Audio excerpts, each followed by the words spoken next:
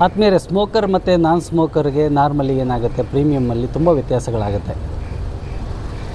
ನಾನ್ ಸ್ಮೋಕರ್ಗೆ term ಪ್ಲ್ಯಾನಲ್ಲಿ ವರ್ಷಕ್ಕೆ 25,000 ರೂಪಾಯಿ premium ಆದರೆ, ಅದೇ ಸ್ಮೋಕರ್ಗೆ 45,000 to 50,000 ಆಲ್ಮೋಸ್ಟ್ ಡಬಲ್ ಪ್ರೀಮಿಯಮ್ ಕಂಪ್ನಿಗಳು ಚಾರ್ಜ್ ಮಾಡ್ತವೆ. ಯಾಕಂದರೆ ಇನ್ಶೂರೆನ್ಸ್ ಕಂಪ್ನಿಗಳು ಅವ್ರಿಗೆ ಗೊತ್ತು ಸ್ಮೋಕರ್ಸ್ ಮೊಟಾಲಿಟಿ ರಿಸ್ಕ್ ಜಾಸ್ತಿ ಇರುತ್ತೆ ಕಂಪೇರ್ ಟು ನಾನ್ ಸ್ಮೋಕರ್ ಅಂತ.